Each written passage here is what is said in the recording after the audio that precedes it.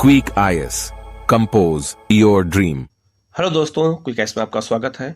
ये class 6 NCERT का जो है पहला चैप्टर है, इसके जो है फर्स्ट पार्ट है ये। और ये जो है क्लास 6 हमारे जो एंशिएंट हिस्ट्री है ये उसका पार्ट है। और चैप्टर का नाम है, पूरे किताब का नाम है हमारे अतीत। तो प्राचीन काल में जो घटनाएं हुई हैं उसका पार्ट 1 का ये जो फर्स्ट पार्ट वीडियो है। और ये पूरा चैप्टर में एक एक करके आपको सारा पढ़ा दूंगा। सारी एनसीईआरटी, सारे सब्जेक्ट की एनसीईआरटी आपको जो है वीडियो के माध्यम से मिल जाएगी, जिससे आपको पढ़ना आसान हो जाए। और किसी भी सब्जेक्ट की, किसी भी जो है तैयारी, किसी भी एग्जाम की तैयारी के लिए हमें एनसीईआरटी बेसिक मजबूत होना बहुत ज़रूरी है। यही तो हमारे क्वेश्चन गलत हो जाते हैं। तो सीधे हम लोग शुरू करते हैं लेसन की ओर। किसी भी क्वेश्चन में अगर आपको डाउट लगे कमेंट करके पूछ लीजिएगा। वीडियो को जो है लाइक कीजिएगा, इसको शेयर कीजिएगा और चैनल को सब्सक्राइब कर लीजिएगा, जिससे इस तरह क्लास आपको लगातार मिलती रहे। ठीक है, हम लोग शुरू करते हैं हिस्ट्री के चैप्टर की ओर। आपको क्लास बाय क्लास आपको सारी क्लास मिलती रहेंगी। ठीक है, हम लोग शुरू करते हैं लेसन की ओर। ये क्लास 6 हिस्ट्री के एनसीईआरटी का पहला चैप्टर है, प्रारंभिक कथन। क्या, कब, कहाँ और कैसे। ठीक है, इतिहास की शुरुआत भी यहीं से होती है कि कब, कहाँ, कैसे कैसे शुरू हुआ है इतिहास। ठीक है, यहाँ लिखा है कैसे पता लगाएं। इतिहास का पता कैसे लगाया जाए, तो एक भूमिका बनाई गई है। यह जानने के लिए कि कल क्या हुआ था, तुम रेडियो सुन सकते हो, टेलीविजन देख सकते हो या फिर अखबार पढ़ सकते हो। साथ ही यह जानने के लिए कि पिछले साल क्या हुआ था, तुम किसी ऐसे व्यक्ति से बात कर सकते हो जिसे उस समय की स्मृति हो, मतलब उसे याद हो। लेकिन बहुत पहले क्या हुआ था यह कैसे जाना जा सकता है। अब इतिहास की भूमिका यही बनाई गई है कि इतिहास में बहुत पहले क्या हुआ था इसके बारे में पता कैसे लगाया जाए। तो अतीत के बारे में हम क्या जान सकते हैं। तो अतीत मतलब भूत के बारे में हम क्या जान सकते हैं। तो अतीत के बारे में बहुत कुछ जाना जा सकता है, जैसे लोग क्या खाते थे, कैसे कपड़े पहनते थे, किस तरह के घरों में रहते थे। हम आखेटकों मतलब कि शिकारियों, पशुपालकों, कृषकों, शासकों, व्यापारियों, पुरोहितों, शिल्पकारों, कलाकारों, संगीतकारों या फिर वैज्ञानिकों के जीवन के बारे में जानकारियां हासिल कर सकते हैं। यही नहीं, हम यह भी पता कर सकते हैं कि उस समय बच्चे कौन से खेल खेलते थे, कौन सी कहानियां सुना करते थे, कौन से नाटक देखा करते थे या फिर कौन कौन से गीत गाते थे। इन सब की जानकारी हमें पता की जा सकती है और इतिहास इसी को कहते हैं। ठीक है, लिखा है लोग कहाँ रहते थे। लोग कहाँ रहते थे, तो चित्र में जो है अभी आगे एक चित्र आएगा, मैप आएगा, मानचित्र में नर्मदा नदी का पता लगाओ। अभी हम बता देते हैं आपको नदी कौन कौन सी है, कहाँ पे है, कैसे, पूरा बताता हूँ मैं। कई लाख वर्ष पहले जो है लोग इस नदी के तट पर रहते थे, नर्मदा पे। यहाँ रहने वाले प्रारंभिक लोगों में से कुछ कुशल संग्राहक थे। संग्राहक मतलब होता है जंगल से चीजों को इकट्ठा करते थे, जो आसपास के जंगलों के विशाल संपदा से परिचित थे। अपने भोजन के लिए वे जड़ों, फलों और जंगल के अन्य उत्पादों का यहीं से संग्रह किया करते थे। वे जानवरों का आखेट शिकार भी करते थे। ठीक है, तो लोग नर्मदा नदी घाटी क्षेत्र में रहने लगे। और नदी के पास ही क्यों रहते थे, क्योंकि वहां पीने की व्यवस्था पानी की हो जाती थी। ठीक है, इतिहास में थोड़ा आगे बढ़ते हैं। यहाँ लिखा हुआ है कि अब तुम उत्तर पश्चिम की सुलेमान और किरथर पहाड़ियों का पता लगाओ। ठीक है, तो हम यहाँ दो तरीके से आपको बता देते हैं। यहाँ पर आप इस मैप को भी देख सकते हैं, मैंने अलग से इसको ऐड किया है कि सुलेमान और किरथर पहाड़ी कहाँ है, पाकिस्तान में है। इस मैप पे देखो तो यहाँ पर है आपके किरथर पहाड़ी, यहाँ पर है सुलेमान पहाड़ी और यहाँ पर है हिंदकुश पहाड़ी। ये तीन पहाड़ियाँ हैं। हिंदकुश, ये आपका हिंदकुश है यहाँ पे, यहाँ पर है आपका सुलेमान और यहाँ है किरथर पहाड़ी। तो किरथर पहाड़ी और सुलेमान पहाड़ी के बीच में बेलन दर्रा था और यहाँ पर जो है खैबर दर्रा था। हिंदकुश पहाड़ी और सुलेमान पहाड़ी के बीच में खैबर दर्रा है, खैबर दर्रा। ठीक है, तो इन्हीं दर्रों से होकर के भारत विदेशी आक्रमण हुए हैं और यही दर्रे जो है भारत की उत्तर पश्चिमी सीमा बनाते थे उस समय जब पाकिस्तान नहीं था। ठीक है, तो ये दो पहाड़ियां कहाँ है, पाकिस्तान में है। इनसे आप परिचित हो गए हैं। ठीक है, अब यहाँ लिखा हुआ है इसी क्षेत्र में कुछ ऐसे स्थान है जहां लगभग 8000 वर्ष पूर्व स्त्री पुरुषों ने सबसे पहले गेहूं और जौ जैसी फसलों को उपजाया था, वो स्थान जानते कौन सा है? मेहरगढ़ है। मेहरगढ़ यहीं पर है, ये सुलेमान पहाड़ी क्षेत्र में ही मेहरगढ़ था और यहीं के लोगों ने पहली बार 8000 ईसा पूर्व में गेहूं और जौ की खेती प्रारंभ किया था। उन्होंने भेड़, बकरी, गाय, बैल जैसे पशुओं को पालतू बनाना शुरू किया। ये लोग गांव में रहते थे। उत्तर पूर्व में गारो, अब गारो पहाड़ी कहाँ है? तो ये आपका मेघालय में है। आप यहाँ मैप पे देखिए, उत्तर पूर्व में गारो पहाड़ी कहाँ है? ये गारो पहाड़ी है मेघालय में। तथा मध्य भारत में विंध्य पहाड़ी, मध्य भारत में ये विंध्य पहाड़ी हो गया। ठीक है, तो जब हम इतिहास को मैप के थ्रू पढ़ते हैं तभी हमें इतिहास याद होता है, नहीं तो इतिहास ऐसे याद नहीं होता है। ठीक है, कब पता लगाओ, तो आप ये देखिए गारो पहाड़ी मेघालय में और विंध्य पहाड़ी कहाँ है? तो आपका ये मध्य प्रदेश में है। ये कुछ अन्य ऐसे क्षेत्र थे जहाँ कृषि का विकास हुआ। इन्हीं सब क्षेत्रों में कृषि का विकास हुआ। जहाँ सबसे पहले चावल उपजाया गया वो स्थान विंध्य के उत्तर में स्थित थे।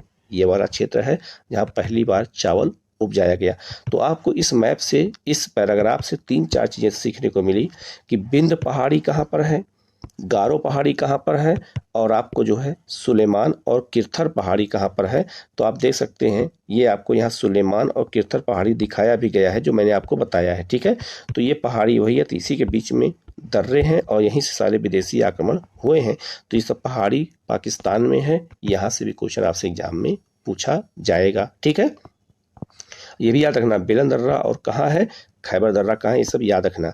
इसके अलावा नदी की बात करें तो यहाँ देखो नदी है नर्मदा, यहीं पर मैंने अभी बताया था, ये है तापी नदी। तो नर्मदा और तापी के बीच में सतपुड़ा पहाड़ी है, यहाँ पे, यहाँ विंध्य पहाड़ी है। ये आपका गंगा नदी का क्षेत्र है, ये हिमालय है और ये आपका सिंध नदी का क्षेत्र है। ठीक है, यहाँ पे गोदावरी नदी का क्षेत्र है। अब आगे जैसे जैसे इतिहास बढ़ेगा इस मैप की आवश्यकता महसूस होती चली जाएगी और उसके बारे में आपको बताएंगे। यहाँ एक शब्द लिखा है उपमहाद्वीप। भारत को उपमहाद्वीप कहा जाता है और उपमहाद्वीप का जो निर्धारण कैसे होता है, तो महाद्वीप तो बड़ा क्षेत्र हो गया, तो भारत को उपमहाद्वीप क्यों क्यों कहते हैं, या ध्यान दीजिएगा। उपमहाद्वीप इसलिए कहते हैं क्योंकि हिमालय जो है भारत को एशिया से अलग कर देता है। ठीक है, तो ये एशिया से भारत बिल्कुल अलग हो जाता है। अब इस पूरे क्षेत्र में जो है 5 देश ऐसे हैं जिसे भारतीय उपमहाद्वीप में शामिल करते हैं। तो याद रखना, भारतीय उपमहाद्वीप की प्राकृतिक सीमा हिमालय है और हिमालय ही जो है इसको जो है उपमहाद्वीप की संज्ञा देता है पूरे भारत को। यहाँ इस उपमहाद्वीप में 5 देश आते हैं। पांचों देशों को रट लेना। कौन कौन देश हैं? पाकिस्तान, इंडिया, नेपाल, भूटान और बांग्लादेश। इन 5 देशों को भारतीय उपमहाद्वीप में शामिल किया जाता है। इस चीज को भी आप अच्छे से याद रखना, ये बेसिक चीज है, आपको जानकारी होनी चाहिए। देखो यहाँ पे लिखा भी है कि दक्षिण एशिया में कौन कौन देश आते हैं? दक्षिण एशिया में 7 देश आते हैं। कौन कौन? और भारतीय महाद्वीप में 5 देश आते हैं। लिखा है आधुनिक भारत, पाकिस्तान, बांग्लादेश, नेपाल, भूटान, श्रीलंका, अफगानिस्तान, ईरान, चीन, म्यांमार आदि पड़ोसी देशों को दर्शाया गया है। तो दक्षिण एशिया में टोटल 7 देश आते हैं। ठीक है, एक महाद्वीप से दक्षिण एशिया एक महाद्वीप से छोटा है लेकिन विशालता और बाकी एशिया में समुद्रों, पहाड़ियों और पर्वतों में बांटे होने के कारण इसे भारतीय उपमहाद्वीप कहा जाता है। तो भारतीय उपमहाद्वीप में याद रखना 5 देश हैं, ये इंपॉर्टेंट है। आगे यहाँ लिखा है मानचित्र पर सिंधु और उसकी सहायक नदियों का पता लगाने का प्रयास करें। तो पहले हम इसको एक बार देख लेते हैं, सिंधु और सहायक नदियाँ कहाँ कहाँ पर हैं। तो आप देख सकते हैं ये मैप में, ये है आपका सिंधु नदी और इसकी जो है 5 सहायक नदियां हैं। कौन कौन सी? झेलम, चेनाब, रावी, ब्यास और सतलज। तो इस क्षेत्र में भी संस्कृति का विकास हुआ है। ठीक है, और याद रखना सिंधु की एक सहायक नदी है काबुल नदी भी इसकी सहायक नदी है।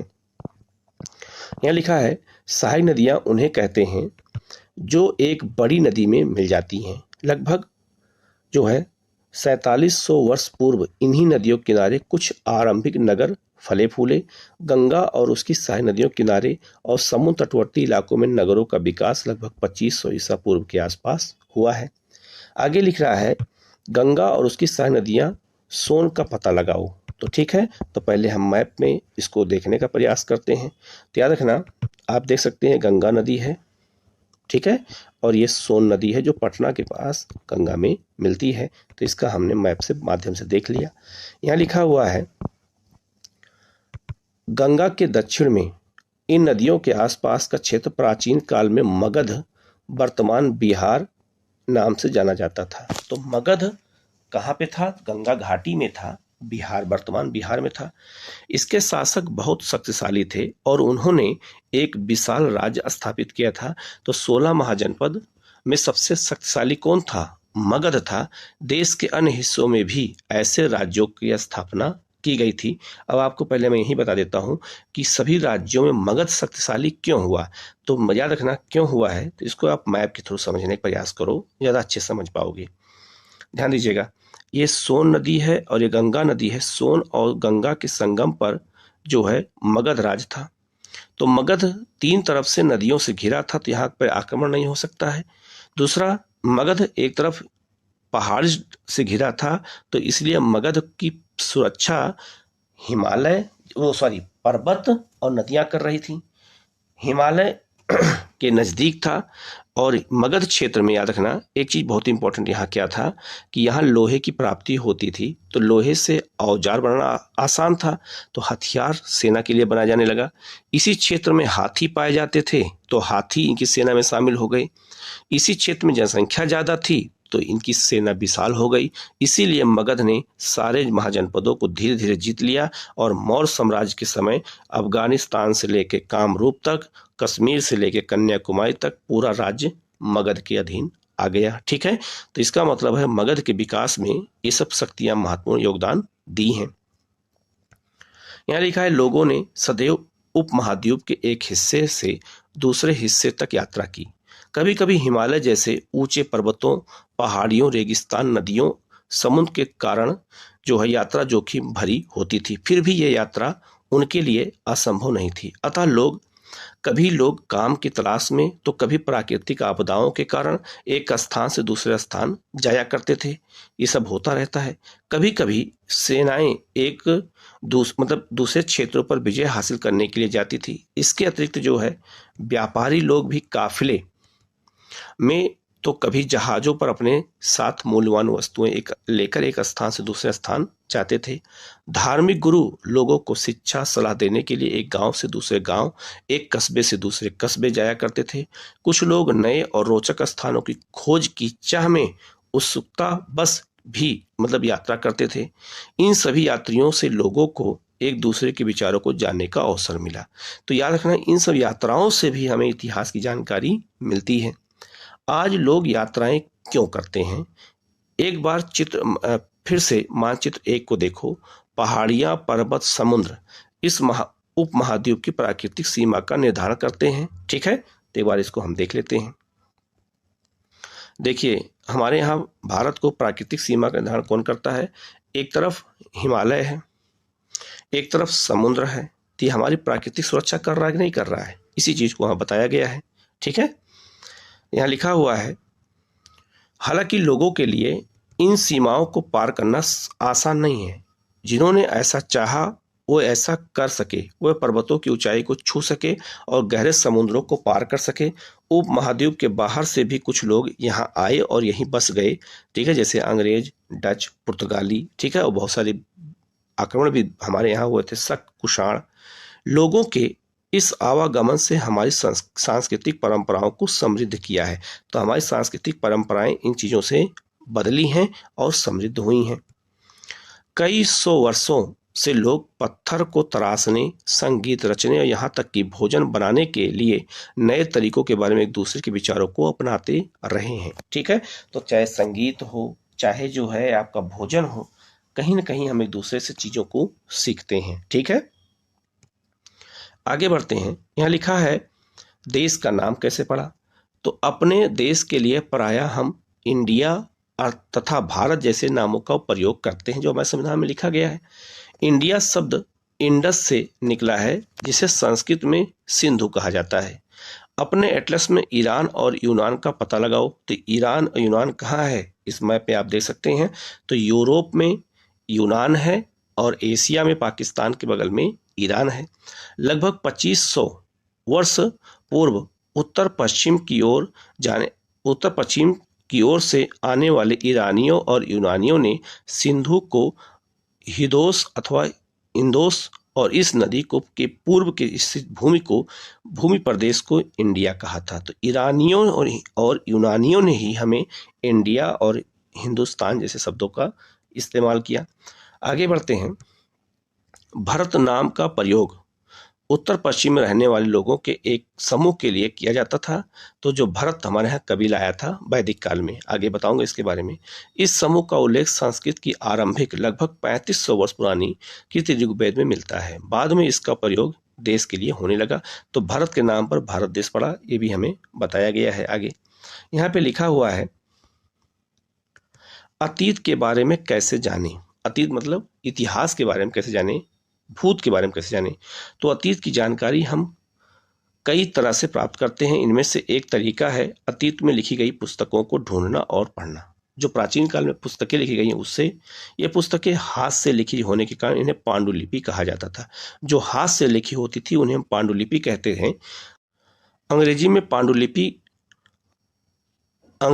पांडुलिपि के लिए प्रयुक्त होने वाला शब्द क्या है? मैन्युस्क्रिप्ट शब्द लैटिन शब्द के मेनू शब्द जिसका अर्थ होता है हाथ से लिखना।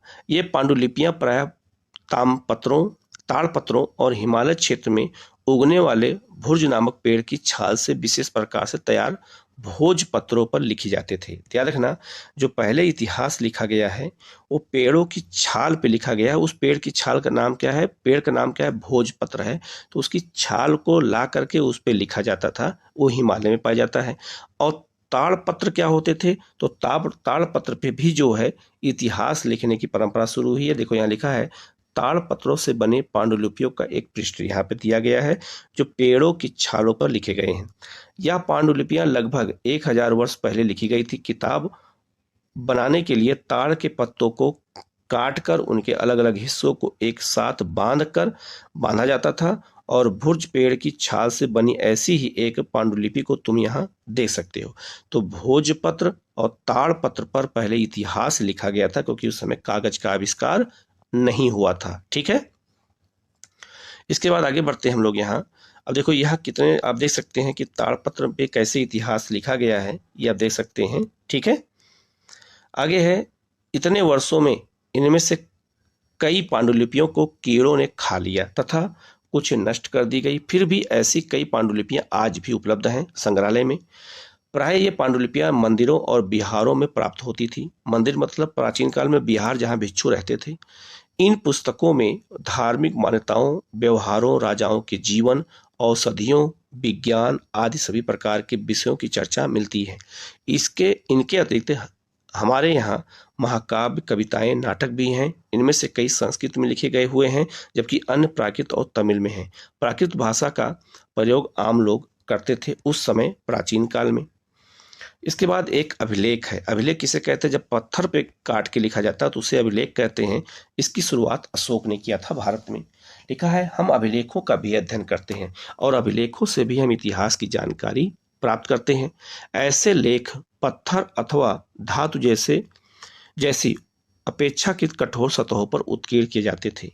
कभी कभी शासक अथवा अन्य लोग अपने आदेशों को इस तरह उत्कीर्ण करवाते थे ताकि लोग उन्हें देख सकें, पढ़ सके और उनका पालन कर सकें। तो याद रखना, अशोक ने अपने शासनादेश का उल्लेख किसी पत्थरों पे किया था, उसे अभिलेख कहते हैं। ठीक है, आगे लिखा है, कुछ अन्य प्रकार के अभिलेख भी मिलते हैं जिनमें राजाओं तथा रानियों सहित अन्य स्त्री पुरुष ने भी अपने कार्य विवरण उत्कीर्ण करवाए थे। उदाहरण के लिए प्रायः शासक लड़ाइयों में अर्जित विजयों का भी लेखा जोखा करते थे, जैसे समुद्रगुप्त ने किया था। ठीक है, क्या तुम बता सकती हो कि कठोर सतह पर लेख लिखवाने के क्या लाभ थे? ऐसा लिखवाने में क्या क्या कठिनाइयाँ आती थी? तो लिखने में तो कठिनाई आएगी, क्योंकि उसमें संसाधन तो था नहीं। लिखवाते क्यों थे? क्योंकि ये पत्थर का है तो जल्दी नष्ट नहीं होगा और ये कई सदियों तक बना रहेगा। और आज वही है कि 200 साल हो गया और आज भी हमें ये उपलब्ध है। ठीक है, यहाँ लिखा है, लगभग 2250 वर्ष पुराना यह अभिलेख वर्तमान अफगानिस्तान के कंदहार से प्राप्त हुआ है। यह अभिलेख अशोक नामक शासक के आदेश का उत्कीर्ण करवाया गया था। इस शासक के विषय में तुम अध्याय 7 में पढ़ोगे, आगे हम लोग इसको पढ़ेंगे भी। यहाँ लिखा हुआ है, जब हम कुछ लिखते हैं तब हम किसी लिपि का प्रयोग करते हैं। लिखते हैं तो उसको हम लिपि कहते हैं। लिपियां अक्षरों अथवा संकेतों से बनी होती हैं। जब हम कुछ बोलते अथवा पढ़ते हैं तब हम एक भाषा का प्रयोग करते हैं। जब बोलते तो क्या होता है, भाषा, बोलने को भाषा और लिखने को लिपि कहते हैं। अब इतनी अच्छी परिभाषा आपको कहीं नहीं मिलेगी। यह अभिलेख इस क्षेत्र में प्रयुक्त होने वाला यूनानी और आरमेइक नामक दो भिन्न लिपियों से लिखा गया है। तो ये आरमाइक लिपि है और ये यूनानी लिपि से लिखा गया है, और अशोक का यह अभिलेख अफगानिस्तान में पाया गया है। ठीक है, तो आरमाइक लिपि किसकी है, ईरानियों की, और यूनानियों की लिपि है। ठीक है, क्या तुम, आगे हम बढ़ते हैं, तुम बता दिए हैं। इसके अतिरिक्त अन्य कई वस्तुएं अतीत में बनी और प्रयोग में लाई जाती थी। ऐसी वस्तुओं का अध्ययन करने वाला व्यक्ति पुरातत्वविद कहलाता है। जो, याद रखना, अभिलेखों का अध्ययन करते हैं उन्हें हम पुरातत्वविद कहते हैं, और इससे हमें इतिहास की जानकारी मिलती है। पुरातत्वविद पत्थर ईंट से बनी इमारतों के अवशेषों, चित्रों, मूर्तियों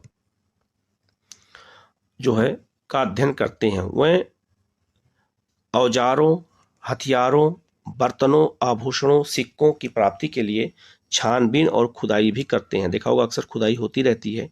इनमें से कुछ वस्तुएं पत्थर, पक्की मिट्टी और कुछ धातु की बनी हो सकती हैं। ऐसे तत्व कठोर और जल्दी नष्ट न होने वाले होते थे। तो पहले की जो चीजें होती थी, पत्थर पे क्यों लिखते थे, क्योंकि वो नष्ट ना हो सके और इससे हमें भविष्य में लोगों को इसकी जानकारी मिल सके। आगे यहाँ लिखा है, पुरातत्वविद जानवरों, चिड़ियों, मछलियों की हड्डियां जो है ढूंढते थे। इससे उन्हें यह जानने में भी मदद मिलती है कि अतीत में लोग क्या खाते थे। तो अतीत में क्या खाते थे, वो काम जब हड्डियों की खुदाई हुई, मतलब खुदाई हुई हड्डियां पाई गई, तब मालूम चला कि लोग क्या क्या खाते थे, मांसाहारी थे या नहीं थे। वनस्पतियों के अवशेष बहुत मुश्किल से बच पाते क्योंकि वो सड़ जाते हैं। यदि अन्न के दाने अथवा जो है लकड़ी के टुकड़े जल जाते हैं तो वे जले हुए रूप में बचे रहते हैं। ठीक है, तो उसके बारे में वहां बताया गया है। यहां पर एक चीज देख लेते हैं। यहां पर एक क्या दिया है, एक प्राचीन नगर के प्राप्त पात्र है, ये मतलब बर्तन है। इस तरह के पात्रों का प्रयोग 4700 वर्ष पूर्व होता था। ठीक है, एक पुराना सिक्का मिला है, ये देख सकते हैं। इस तरह के सिक्कों का प्रयोग 2500 ईसा पूर्व होता था।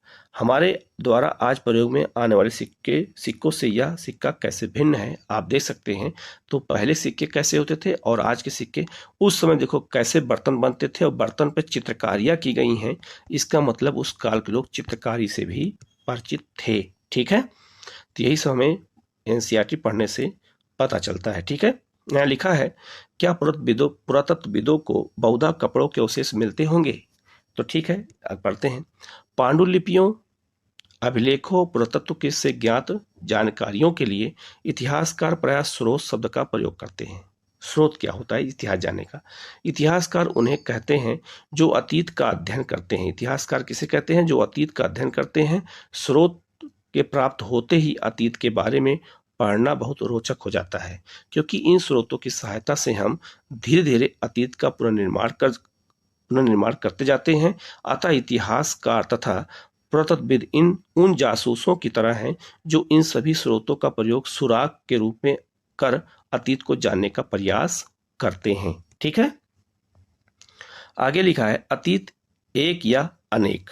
ठीक है, लिखा है, क्या तुमने इस पुस्तक के शीर्षक हमारे अतीत का पर ध्यान दिया है। यहाँ अतीत शब्द का प्रयोग बहुवचन के रूप में किया गया है। ऐसा इस तथ्य की ओर ध्यान दिलाने के लिए किया गया है कि अलग अलग समूह के लोगों के लिए इस अतीत के अलग अलग मायने हैं। उदाहरण के लिए, पशुपालकों अथवा कृषकों का जीवन राजाओं और रानियों के जीवन से और व्यापारियों का जीवन शिल्पकारों के जीवन से बहुत भिन्न है। मतलब सबका जीवन क्या है, अलग अलग है। ठीक है, आगे क्या लिखा है, जैसा कि हम आज भी देखते हैं, उस समय भी देश के अलग अलग हिस्सों में लोग अलग अलग व्यवहारों और रीति रिवाजों का पालन करते थे। उदाहरण के लिए, आज अंडमान निकोबार द्वीप के अधिकांश लोग अपना भोजन मछलियां पकड़कर, शिकार करके, फल फूल के संग्रह द्वारा करते हैं। इसके विपरीत शहरों में रहने वाले लोग खाद्य आपूर्ति के लिए अन्य व्यक्तियों पर निर्भर करते हैं। इस तरह के भेद अतीत में भी विद्यमान थे। तो जैसे आज लोग क्रियाकलाप अलग अलग क्षेत्र में करते हैं, तो प्राचीन काल में भी लोग ऐसे ही करते थे अलग अलग क्षेत्रों में। आगे बढ़ते हम लोग। अब देखो, आम आदमी का इतिहास नहीं होता था। पहले के राजा लोग अपनी लड़ाइयों, सब अपनी विजयों का इतिहास तो लिखते थे, तो उसी के बारे में बताया गया है। इसके अतिरिक्त एक अन्य तरह का भेद है। उस समय शासक अपनी विजयों का लेखा जोखा करते थे। यही कारण है कि हम उन शासकों तथा उनके द्वारा लड़ी जाने वाली लड़ाइयों के बारे में काफी कुछ जानते हैं, जबकि शिकारी, मछुआरे, संग्राहक, कृषक तथा पशुपालक जैसे आम आदमी प्राय अपने कार्यों का लेखा जोखा नहीं करते थे और आज भी नहीं करते हैं। पुरातत्व की सहायता से हमें उनके जीवन को जानने में मदद मिलती है। हालांकि अभी भी इनके बारे में हमें बहुत कुछ जानना शेष है। अभी हम पूरा इतिहास को ठीक से समझ नहीं पाए हैं। तिथियों का मतलब क्या होता है? अगर कोई तुमसे तिथि के विषय में पूछे तो तुम शायद उस दिन की तारीख, माह और वर्ष जैसे कि 2000 या उसी तरह का कोई और वर्ष बताओगे। वर्ष की यह गणना ईसाई धर्म प्रवर्तक ईसा मसीह के जन्म तिथि से की जाती है। अतः 2000 वर्ष पहले, वर्ष कहने का तात्पर्य ईसा मसीह के जन्म के 2000 वर्ष के बाद से है। ईसा मसीह के जन्म के पूर्व की सभी तिथियां ईसा पूर्व, ईसा से पहले के रूप में लिखी जाती है, जिसे हम बीसी कहते हैं। तो याद रखना, ईसा मसीह का जन्म 0 ईस्वी में हुआ था, तो ईसा मसीह के पहले की घटना को ईसा पूर्व कहते हैं और ईसा मसीह के बाद की घटना को जो है ईस्वी कहते हैं। याद रखना। आगे लिखा है, इस पुस्तक में हम 2000 को अपना आरंभिक बिंदु मानते हुए वर्तमान से पूर्व की तिथियों का उल्लेख करेंगे। ठीक है। अब यहाँ देख सकते हैं तिथि, इतिहास और तिथियां क्या है। तो अंग्रेजी में बीसी, हिंदी में ईसा पूर्व का तात्पर्य है बिफोर क्राइस्ट, ईसा पूर्व होता है। तो याद रखना, ईसा मसीह के जन्म 0 ईस्वी में, इसके पूर्व की जितनी घटनाएं हैं उसे हम बिफोर क्राइस्ट या ईसा पूर्व या बीसी कहते हैं। याद रखना। कभी कभी तुम तिथियों से पहले एडी, हिंदी में ईस्वी लिखा पाती हो। यह एनो डोमिनी नामक 2 लैटिन शब्दों से बना है। इसका तात्पर्य है ईसा मसीह के जन्म के वर्ष से है। तो ईसा मसीह जन्म के वर्ष के बाद जो घटना हुई उसे हम ईस्वी या एडी में लिखते हैं। अक्सर आप देखते होंगे किताबों में। कभी कभी एडी की जगह सीई या बीसी की जगह बीसीई का प्रयोग होता है। ठीक है, कहीं कभी ये भी मिलता है। तो सीई अक्षरों का प्रयोग कॉमन एरा और बीसीए का बिफोर कॉमन एरा के लिए होता है। कभी कभी ये फुल फॉर्म एग्जाम में पूछ देते हैं। ठीक है। अब देखो, ये चीजें में एनसीईआरटी मिल गया। हम इन शब्दों का प्रयोग इसलिए करते हैं क्योंकि विश्व के अधिकांश देशों में हम इस कैलेंडर का प्रयोग सामान्य हो गया है। भारत में तिथियों के इस रूप का प्रयोग लगभग 200 वर्ष पूर्व आरंभ हुआ था। कभी कभी अंग्रेजी के बीपी अक्षरों का प्रयोग होता है, जिसका तात्पर्य होता है बिफोर, जो है प्रेजेंट, वर्तमान से पहले को। ठीक है। तो ये सब चीजों के बारे में यहाँ बताया गया है। ठीक है। ये क्लास 6 एनसीईआरटी का सेकेंड चैप्टर है, आखेट खाद्य संग्रह से भोजन उत्पादन तक।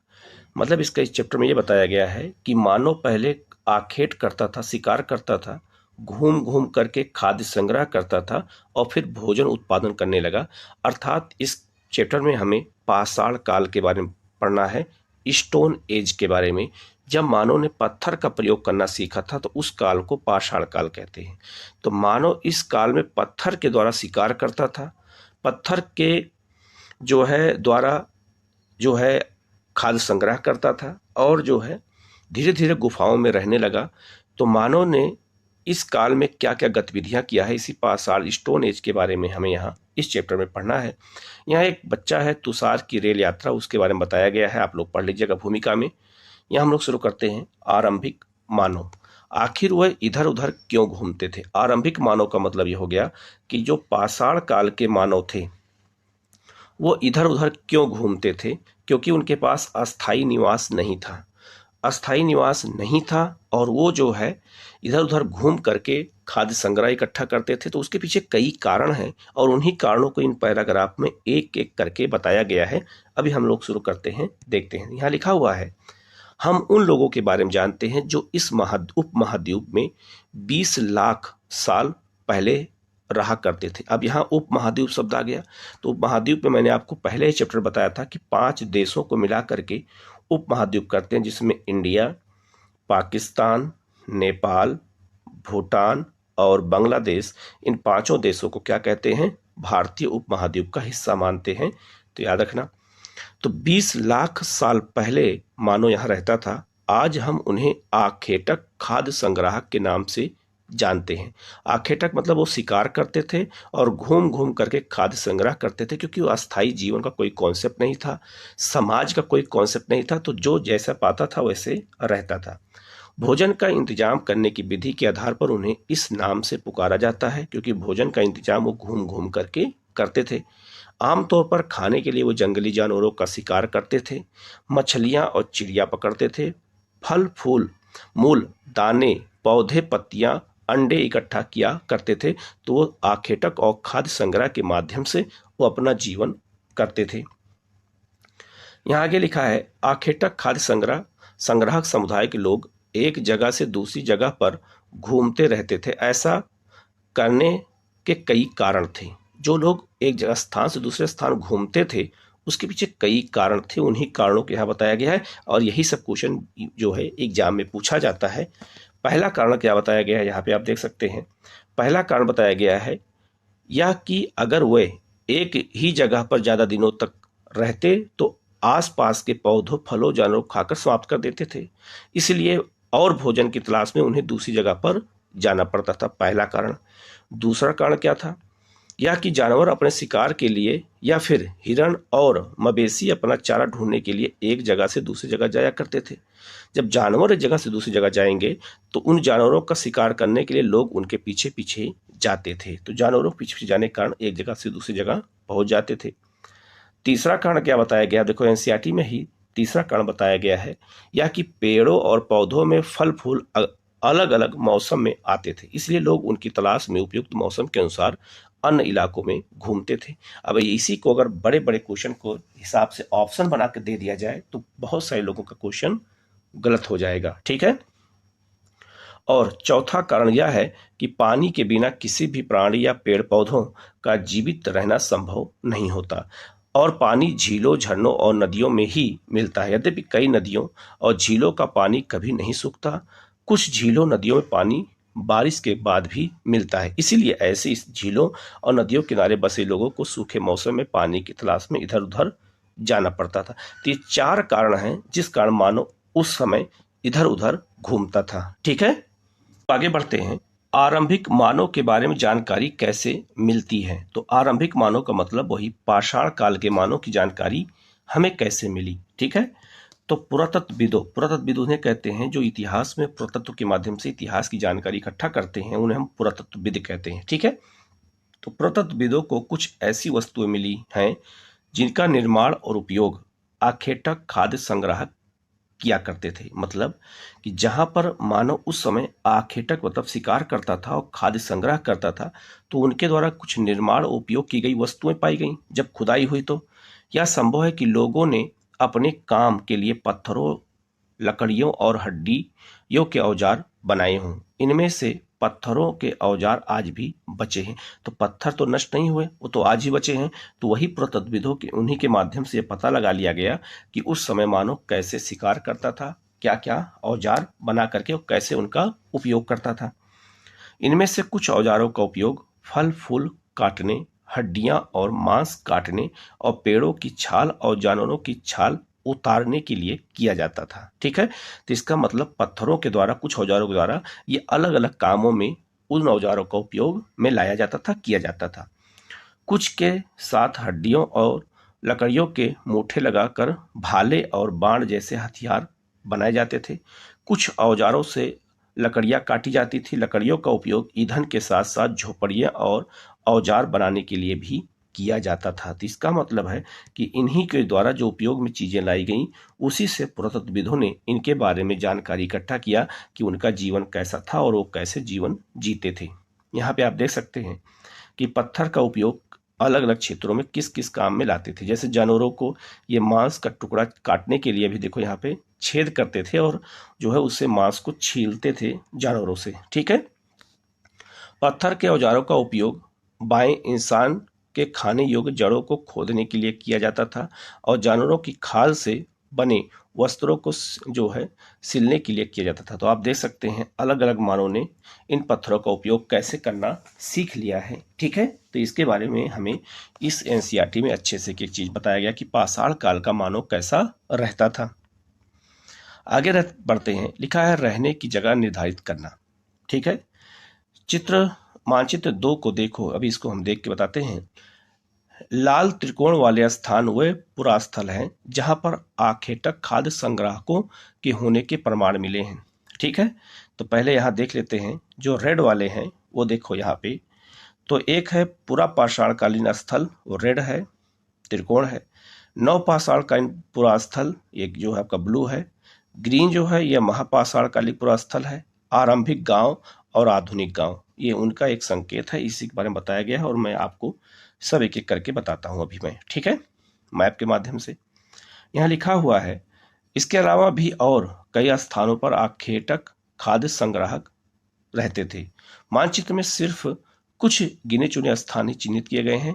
कई पुरातन नदियों और झीलों के किनारे पाए गए हैं। ठीक है, अब यहाँ देख सकते हैं जो इसमें रेड वाला है, पहले उसको देख लेते हैं। ये पूरा पाषाण काल का है, तो ये भीमबेटका है।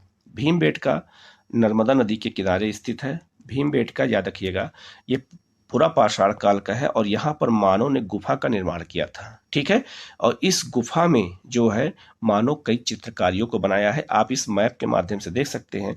पहले मानव ऐसे बनाए जाते थे, ये मानव थे। ठीक है, यही मानव, ऐसे ही मानव के जो है चित्र बनाए जाते थे। आप इस मैप पे इस चित्र को देख सकते हैं कि उस समय का मानव कैसे चित्रों का उपयोग करता था। तो चित्रकला की शुरुआत हमारे देश में कब मानी जाती है? पूरा पाषाणकालीन पूरा स्थल के काल से माना जाता है। ठीक है, दूसरा है नवपाषाणकालीन पूरा स्थल जो ब्लू कलर का है। उसमें आप साउथ इंडिया में देखिए, कर्नाटक में हल्लूर है और जो है कर्नाटक में है पयमपल्ली है, ये दोनों हैं। इसके अलावा अगर हम उत्तर भारत की ओर चलते हैं तो उत्तर भारत में आप देख सकते हैं यहाँ पर। तो सबसे पहले है बुर्ज होम। बुर्ज होम जो है ये जम्मू कश्मीर में है और यहाँ के लोग गुफाओं जो है अपना घर कहाँ बनाते थे? गुफाओं में नहीं, मिट्टी को खोद करके जो है नीचे गड्ढा खोद के घर बनाते थे, उसे हम गर्त आवास कहते हैं। तो गर्त आवास नवपाषाण काल में जो है शुरुआत हुई थी, किसके कहाँ पर? बुर्ज होम में। ठीक है, जम्मू कश्मीर में है। मेहरगढ़ के बारे में आगे हमें पढ़ेंगे भी। मेहरगढ़ को जो है गेहूं की टोकरी कहा जाता था और यहाँ पर गेहूं और जौ की खेती की शुरुआत होती है मेहरगढ़ में। ठीक है, अब ये पाकिस्तान में वर्तमान में है, आगे बताऊंगा इसके बारे में। ये भी नवपाषाण काल का है। कोलडियावा ये इलाहाबाद में है और महागढ़ा ये भी इलाहाबाद में। ये दोनों यहाँ से भी नवपाषाण काल में लोग जो है चावल की खेती किया करते थे। चिरांद ये जो है बिहार में है और यहाँ से भी नवपाषाण काल के लोग पाए गए हैं। इसके अलावा दाओजली हेडिंग ये जो है कहाँ पर है? तो ये जो है असम में है और यहाँ से भी साक्ष्य मिले हैं। ये आधुनिक नगर कोलकाता है, ये आधुनिक नगर मुंबई है। ठीक है, इसके बाद यहाँ पे आप देखिए आरंभिक गांव कहाँ कहाँ पे थे? तो इनाम गांव, इनाम गांव महाराष्ट्र में बहुत फेमस है। इनाम गांव एक चंदौरी, वहाँ पे चंदौली जिला है महाराष्ट्र में और वहाँ पर यह गांव स्थित था। इसके अलावा सब नदियों का भी आप देख सकते हैं, सब नदियों के किनारे ही सभ्यताओं का विकास हुआ है। और आप देख सकते हैं कि यहाँ पर कुरनूल गुफाएं भी पाई गई हैं पूरा पाषाण काल की। और याद रखना ऐसे ही एग्जाम में पूछा जाता है, इसलिए हमें इस मैप को ध्यान से देखने की आवश्यकता है, इसीलिए मैप बनाया गया है। और जो बहुत सारे पब्लिशर हैं इसी मैप को नकल कर लेते हैं और अपनी किताबें छाप देते हैं, लेकिन जो एनसीईआरटी में लिखा गया है सरकार उसी को मानती भी है। तो इसलिए भी ये बहुत जरूरी है इसके बारे में जानकारी होना। यहाँ लिखा है चूंकि पत्थर के उपकरण बहुत महत्वपूर्ण थे इसलिए लोग ऐसी जगह ढूंढते थे जहाँ अच्छे पत्थर मिल सके। तो पत्थर भी जहाँ मिलता था वहीं लोग रहते थे। अब हम बात कर लेते हैं भीमबेटका, आधुनिक मध्य प्रदेश में स्थित है। इस पुरास्थल पर गुफाएं व कंदराएं मिली हैं। लोग इन गुफाओं में इसलिए रहते थे क्योंकि यहाँ उन्हें बारिश, धूप और हवाओं से राहत मिलती थी। ये गुफा नर्मदा नद घाटी में के पास है। क्या तुम बता सकते हैं कि रहने के लिए लोगों ने यह जगह क्यों चुनी होगी? जाहिर सी बात है, ऊपर बता ही दिया गया है, धूप, हवा, बारिश से बचने के लिए। ठीक है, तो भीमबेटका मध्य प्रदेश में है और यह आप इस मैप में देख सकते हैं कि भीमबेटका की गुफा किस तरह से है। आप इसको देख सकते हैं, बिंद पहाड़ी में गुफा स्थित है। ये आप देख सकते हैं यहाँ पर एक जो है हिरन है वो भाग रहा है और ये आदमी मानो उसका शिकार कर रहा है। तो मानो जो एक्टिविटी करता है उसी को चित्र के माध्यम से दिखाया गया है। और शैल चित्र किसे कहते हैं? जब गुफा में चित्र बनते हैं तो उसे क्या कहते हैं? शैल चित्र कहते हैं। यहाँ लिखा भी है, जिन गुफाओं में लोग रहते थे उनमें से कुछ दीवारों पर चित्र मिलते हैं। इनमें से कुछ सुंदर उदाहरण मध्य प्रदेश और दक्षिणी उत्तर प्रदेश की गुफाओं में मिले हैं। इनमें जंगली जानवरों का बड़ी कुशलता से सजीव चित्रण किया गया है। तो मानो इसका मतलब यह हुआ कि मानो इन चित्रों से परिचित, इन जानवरों से परिचित था, तभी तो इनका चित्र बनाया है। चाहे वो सुअर हो, घोड़ा हो। आप इस मैप पे देखिए ध्यान से, इस मैप पे देखो ध्यान से। इसमें देखो आदमी जो है घोड़े पर बैठ के भी शिकार कर रहा है। इसका मतलब है कि मानो उस समय घोड़े से भी परिचित था।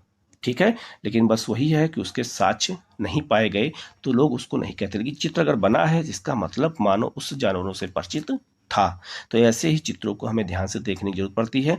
इतिहास में ऐसे ही क्वेश्चन आपसे एग्जाम में पूछे जाते हैं। ठीक है, आगे बढ़ते हैं। आप ये देख सकते हैं, ये जो है भीमबेटका की गुफा का चित्र दिखाया गया है। अब आप देखिए पत्थर पे जो है ये लोग कैसे कैसे चित्रकारियाँ किए थे उस समय, वो आज भी वर्तमान में है। इसका मतलब है वो किन रंगों का उपयोग किया, किन प्राकृतिक रंगों का उपयोग किया कि जो आज भी जो है उसी रूप में हमें देखने को मिलता है। पुरा स्थल किसे कहते हैं? ध्यान दीजिएगा। पुरा स्थल उस स्थान को कहते हैं जहां औजार, बर्तन, इमारतों जैसी वस्तुओं के अवशेष मिलते हैं। ठीक है, जैसे आपका जो है लाल किला, ताजमहल के पास, या फिर आपका कुतुब मीनार, ये भी एक पुरा स्थल ही है। ठीक है, जहाँ पे जो है कुछ अवशेष मिले हैं। ऐसी वस्तुओं का निर्माण लोगों ने अपने काम के लिए किया था और बाद में वह वहीं छोड़ गए। वो जमीन के ऊपर, अंदर, कभी कभी समुद्र और नदी के तल में भी पाए गए। इन पुरास्थलों के बारे में आपको अलग से अध्याय में बताया जाएगा, आगे वहां बताया जाएगा। ठीक है, अब गौर करना, पुरास्थल में हड़प्पा सभ्यता भी आता है। हड़प्पा भी पुरास्थल है, ये भी आपको याद रखना है। आपके बिहार में चिरांद है, उत्तर प्रदेश में कोल्डियावा है, ये सब पुरास्थल हैं, याद रखना। अब आते हैं आग की खोज। तो आग की खोज मानव ने कैसे किया? तो आग की खोज जब मानव ने पत्थर को तोड़कर हथियार बनाना शुरू किया, तब मानव ने जो है क्या किया, जो है लोहे का, ये क्या कहते हैं, आग का आविष्कार किया। लोहे का नहीं, सॉरी, आग का आविष्कार किया। ठीक है, यहाँ दिया है चित्र 2 में कुरनूल गुफा ढूंढो। पहले हम कुरनूल गुफा को एक बार दोबारा देख लेते हैं। आप यह देख सकते हैं, ये है आपका कुरनूल गुफा। कहाँ है? ये आंध्र प्रदेश में है। अब इसी के बारे में यहाँ बताया जा रहा है। ठीक है, तो आप देख सकते हैं यहाँ लिखा क्या है, यहाँ राख के अवशेष मिले हैं। ठीक है, इसका मतलब यह है कि आरंभिक लोग आग जलाना सीख गए थे। आग का इस्तेमाल कई कार्यों के लिए किया गया होगा, जैसे प्रकाश के लिए, मांस भूजने के लिए, खतरनाक जानवरों को दूर भगाने आदि भगाने के लिए। तो खतरनाक जानवरों को भगाने के लिए भी आग का इस्तेमाल मानव ने किया था। अब जो बातें यहाँ लिखी गई हैं, अगर यही एग्जाम में क्वेश्चन अगर आ जाए कि मानव ने आरंभिक में समय में आग का जो है उपयोग कहाँ किया था, तो यही चीज अगर एग्जाम में आ जाए कि प्रकाश के रूप में, मांस भूजने के लिए, खतरनाक जानवरों को दूर भगाने के लिए, तो यही क्वेश्चन हमारा सही हो जाएगा। तो हमें बेसिक जानकारी होनी चाहिए। अब नाम और तिथियां, पाषाण काल को कितने भागों में बांटा जाता है, उसी चीज को यहाँ बताया गया है। तो ध्यान दीजिएगा, हम जिस काल के बारे में पढ़ रहे हैं, पुरातत्वविदों ने उन्हें बड़े बड़े नाम दिए हैं। आरंभिक काल को वे पुरा पाषाण काल कहते हैं, या दो शब्दों जो है पुरा यानी प्राचीन और पाषाण यानी पत्थर से बना हुआ है। यह नाम पुरा स्थलों से प्राप्त पत्थर के औजारों के महत्व को बताता है। पुरा पाषाण काल 20 लाख साल पहले से 12,000 साल पहले के दौरान माना जाता है। ठीक है, तो याद रखना, पाषाण काल अगर हम बात करें, पहले हम आपको यहाँ एक तरह से डायग्राम के माध्यम से समझा देते हैं जिससे समझ में आपको आ जाए। जो पाषाण काल था, उस पाषाण काल को 3 भागों में बांटा जाता है। ठीक है, पहला है आपका पुरा पाषाण काल, पुरा पाषाण काल हो गया। दूसरा है मध्य पाषाण काल और तीसरा है नवपाषाण काल। ठीक है, पुरा पाषाण काल को 3 भागों में बांटा जाता है, निम्न पुरा पाषाण काल, मध्य पुरा पाषाण काल और उच्च पूरा पाषाण काल। तो ये पाषाण काल का पूरा विभाजन है। मैं एक बार दोबारा बता देता हूँ, पाषाण काल को पूरा पाषाण काल, मध्य पाषाण काल और नव पाषाण काल बांटते हैं। पूरा पाषाण काल को पत्थर के आकार के आधार पर 3 भागों में और बांटा जाता है, निम्न, मध्य और उच्च। इसी को आगे यहाँ बताया गया है। यहाँ लिखा हुआ है आगे कि इस काल को भी 3 भागों में विभाजित किया जाता है, आरंभिक, मध्य और उत्तर या उच्च पूरा पाषाण काल। अभी मैंने आपको जो डायग्राम बताया, तो ये निम्न पूरा पाषाण काल, ये मध्य और ये उच्च पूरा पाषाण काल हो गया। मानव इतिहास की लगभग 99% कहानी इसी काल में घटित हुई है, पूरा पाषाण काल में। ठीक है, फिर आगे इतिहास थोड़ा और आगे बढ़ता है। तो जिस काल में हमें पर्यावरणीय बदलाव मिलते हैं उन्हें हम मैसोलिथ या फिर जो है मध्य पाषाण काल युग कहते हैं। तो पूरा पाषाण काल को 3 भागों में बांटा जाता है। फिर इसके बाद जब ये 3 काल खत्म हो जाते हैं तब मध्य पूरा पाषाण काल आता है। ठीक है, इसका समय जो है लगभग 12,000 साल से पहले से लेकर 10,000 साल पहले तक माना जाता है। इस काल के पाषाण औजार आमतौर पर बहुत छोटे होते थे। क्यों छोटे होते थे? तो मध्य पाषाण काल में जब पर्यावरण बदलाव हुआ तो जानवर छोटे होने लगे, और जानवर छोटे होते थे, बहुत तेज भागते थे। तो मानव क्या किया, उनका शिकार नहीं कर पाता था। तब मानव ने छोटे औजार बनाना शुरू किया, धनुष, बाण, भाला। और दूर जानवर भागते थे बहुत तेज, तो उनको मारने के लिए खड़े होकर के मारना सीख लिया मानव ने। तो याद रखना, छोटे औजारों का आविष्कार किस काल में हुआ? मध्य पाषाण काल में हुआ, क्योंकि जानवर छोटे होने लगे थे।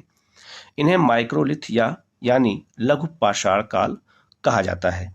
प्रायः इन औजारों में हड्डियां और लकड़ियों के मूठे लगे हंसिया, आरी जैसे औजार मिलते हैं। साथ साथ पूरा पाषाण युग वाले औजार भी जो है इस दौरान बनाए जाते थे, मतलब पाए गए हैं। ठीक है, अगले युग की शुरुआत लगभग 10,000 साल पहले से होती है। इसे नव पाषाण युग कहा जाता है।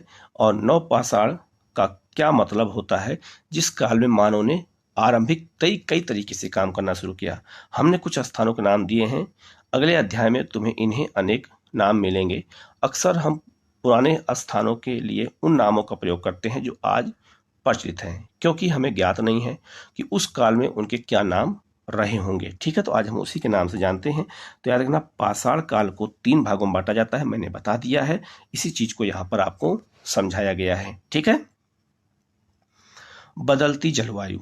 जलवायु जो बदलती है तो मानव का रहन सहन, खान पान, जनसंख्या, हर चीज बदल जाते हैं। तो लगभग अब हम आते हैं मध्य पाषाण काल की ओर।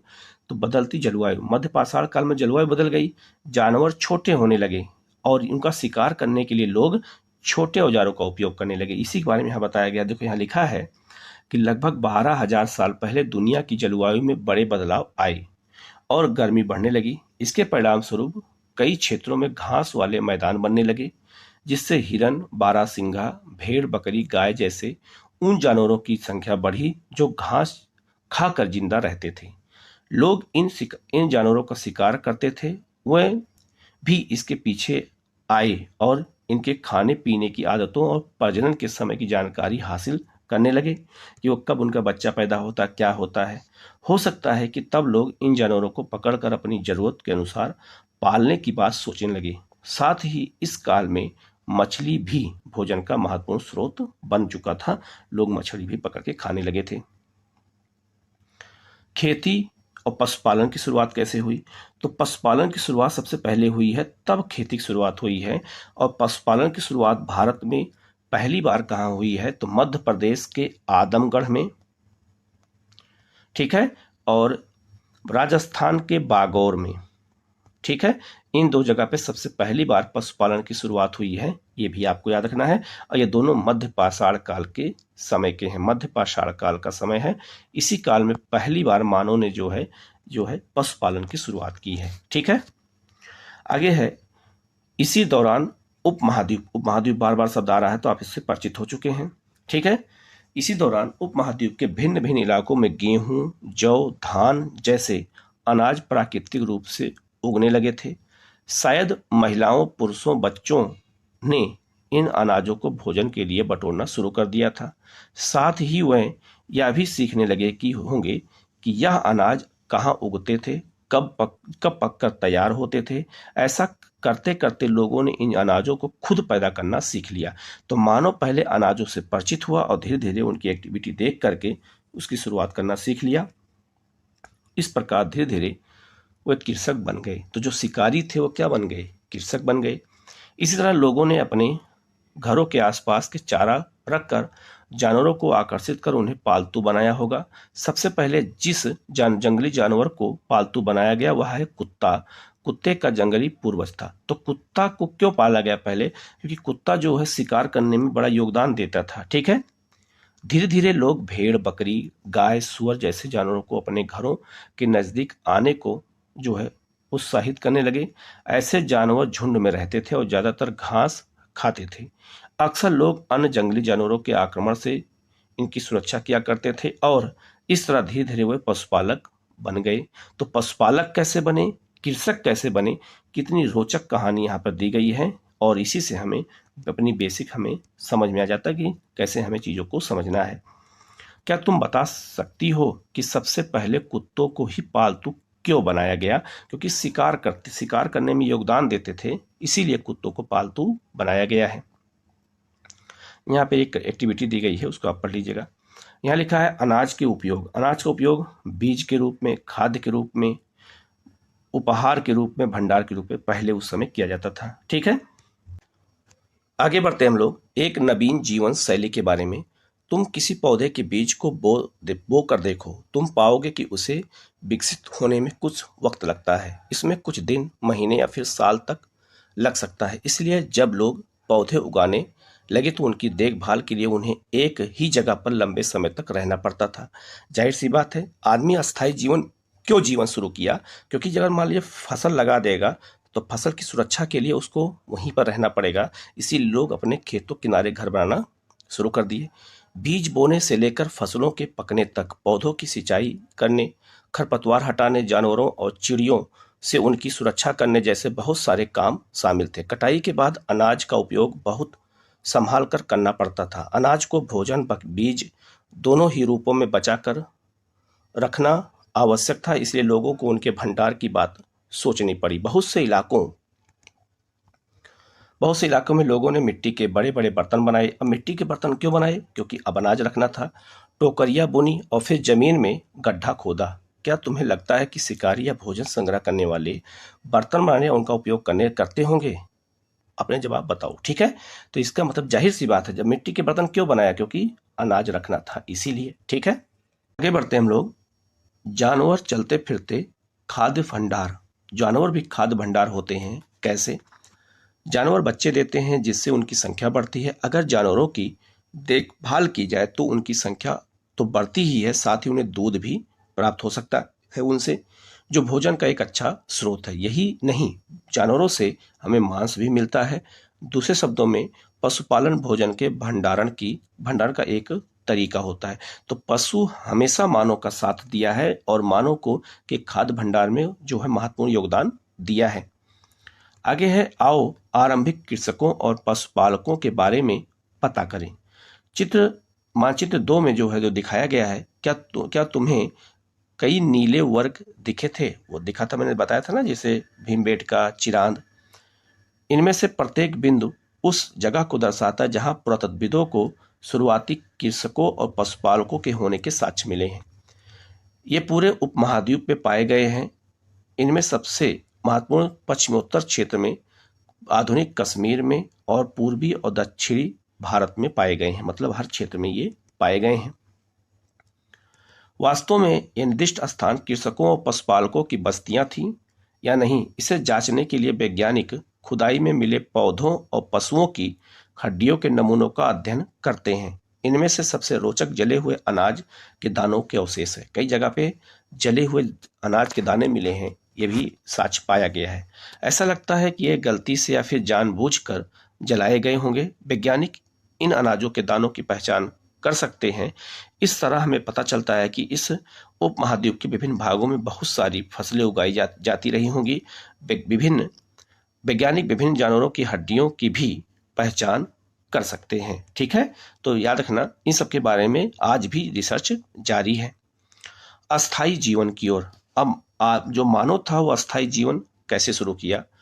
कृषि से शुरू किया और नवपाषाण काल में शुरू किया। जब कृषि करना शुरू किया तो खेती करेगा तो आसपास उसकी रक्षा के लिए आवास तो बनाना ही पड़ेगा।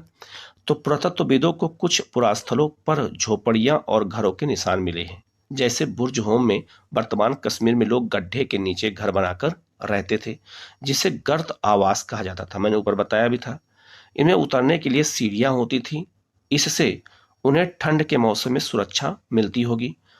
पुरातत्वविदों को झोपड़ियों के अंदर और बाहर दोनों ही स्थानों पर आग जलने के जगहें मिली हैं। ऐसा लगता है कि लोग मौसम के अनुसार घर के अंदर और बाहर खाना पकाते थे और आज भी लोग ऐसा करते हैं। कई जगह पे गाँव में बहुत सारी जगहों से पत्थरों के औजार भी मिले हैं। इनमें से कई ऐसे हैं जो पुरा पाषाण युगीन उपकरणों से भिन्न हैं, इसलिए उन्हें नवपाषाण युग माना जाता है। तो नवपाषाण युग सबसे आधुनिक युग था पाषाण काल में। इनमें वे औजार भी हैं जिनकी धार को और अधिक पैना करने के लिए उन पर पॉलिश चढ़ाई जाती थी। ओखली मूसल का प्रयोग अनाज और वनस्पतियों से प्राप्त अन्य चीजों को पीसने के लिए किया जाता था। आज भी ये किया जाता है। आज हजारों साल बाद भी ओखली और मूसल का प्रयोग अनाज पीसने के लिए किया जाता है। मैंने वो बताया वही। इसी तरह प्राचीन प्रशस्त युगीन औजारों का निर्माण और प्रयोग लगातार होता रहा। कुछ औजार हड्डियों से भी बनाए जाते थे, जैसे धनुष हो गया, भाला हो गया। अब ये देखिए पत्थर है और पत्थर को पॉलिश भी किया गया। अभी में चमक देखिए, इसका मतलब है कि ये उस समय का हथियार था। चाहे जिस भी काम में लाते थे, चाहे वो शिकार करने के लिए, मसाला पीसने के लिए, अनाज को पीसने के लिए, तो इस काल में मानव ने इन्हीं के द्वारा अपना सारा काम किया था। ये मिट्टी के बर्तन भी नवपाषाण काल में पाए गए। क्यों? क्योंकि चाक से बनाए गए हैं और चाक का आविष्कार पहली बार किस काल में हुआ था? तो नवपाषाण काल में हुआ था। लिखा है कि नवपाषाण युग के पुरास्थलों से कई प्रकार के मिट्टी के बर्तन मिले हैं। कभी कभी इन पर अलंकरण भी किया जाता था। बर्तनों का उपयोग चीजों को रखने के लिए किया जाता था। धीरे धीरे लोग बर्तनों का प्रयोग खाना बनाने के लिए भी करने लगे। चावल, गेहूं, दलहन जैसे अनाज अब आहार का महत्वपूर्ण हिस्सा बन गए थे। इसके साथ साथ अब लोग कपड़े भी बुनने लगे थे। इसके लिए कपास जैसे आवश्यक पौधे उगाए गए। तो जब कपड़ा बुनने की बात आई तो मानव ने कपास की पैदावार भी शुरू कर दी। क्या यह परिवर्तन हर जगह एक साथ ही आ गए होंगे? नहीं, हर जगह परिवर्तन अलग अलग आया होगा, क्योंकि हर जगह का सोर्स, भौगोलिक स्थिति अलग होती है। ऐसी बात नहीं है। एक तरफ जहां कई लोग कई जगहों पर स्त्री पुरुष शिकार और भोजन संग्रह करने का काम करते थे, वहीं अन्य लोगों ने हजारों सालों के दरमियान धीरे धीरे खेती और पशुपालन को अपना लिया। तो मतलब एक ही समय में कहीं अभी मानव भोजन संग्रह कर रहा है, शिकार कर रहा है, तो कहीं मानव कृषि भी करना शुरू कर दिया। ठीक है। इसके अलावा बहुत जगह लोग जो है मौसम के मुताबिक बदल बदल कर अपनी जीविका चलाया करते थे। सूक्ष्म निरीक्षण जगह किया गया है, केस स्टडी है मेहरगढ़ में जीवन और मृत्यु कैसा था, इसके बारे में। मैंने मेहरगढ़ के बारे में चित्र में दिखाया भी था, जो है मानचित्र में। यह ईरान जाने वाले सबसे महत्वपूर्ण रास्ते बोलन दर्रे, बोलन दर्रा नहीं, इसका नाम बेलन दर्रा है, लेकिन बोलन दर्रा यहाँ लिखा है, के पास एक हरा भरा समतल स्थान है। मेहरगढ़ संभवतः वह स्थान है जहाँ के स्त्री पुरुषों ने इस इलाके में सबसे पहले जौ, गेहूं उगाया और भेड़ बकरी को पाला है। तो गेहूं की खेती अगर पहली बार पूछा जाए कहाँ शुरू हुई है, जौ की खेती सबसे पहले कहाँ शुरू हुई है, तो ये मेहरगढ़ में शुरू हुई है, जो वर्तमान में पाकिस्तान में है। ये यहाँ विभिन्न प्रकार के जानवरों की हड्डियां मिली हैं। इनमें हिरण तथा सुअर जैसे जंगली जानवर और भेड़ बकरियों की हड्डियां पाई गई हैं। मेहरगढ़ में इसके अलावा चौकोर और आयताकार घरों के अवशेष भी मिले हैं।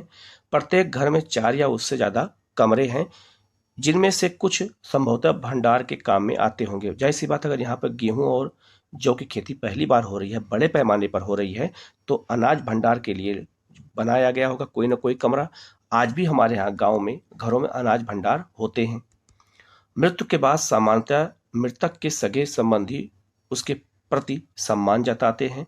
लोगों की आस्था है कि मृत्यु के बाद भी जीवन होता है, इसीलिए कब्रों में मृतकों के साथ कुछ सामान भी रखे जाते थे। ठीक है। मेहरगढ़ में ऐसी ही एक कब्र मिली है। एक कब्र में एक मृतक के साथ एक बकरी को भी दफनाया गया है। संभवतः इसे परलोक में मृतक के खाने के लिए रखा गया होगा। ठीक है। आप देख सकते हैं कि मृतक को कब्र में ऐसे ही पैर करके रखा गया है और उसके साथ जो है कुछ लोग कहते हैं कुत्ता है, कुछ लोग कहते हैं ये बकरी है। संभवतः मृत लोक में भी लोगों को खाने के लिए, आज भी देखा होगा हमारे यहाँ पितृदान होता है, और लोगों को जो है देखा होगा कि स्वर्ग में जो लोग रह गए हैं उनके लिए भी हमारे यहाँ हिंदू धर्म में चीज़ें होती हैं अभी भी, ठीक है। तो उसी को संदर्भ में कुछ ऐसा किया गया होगा।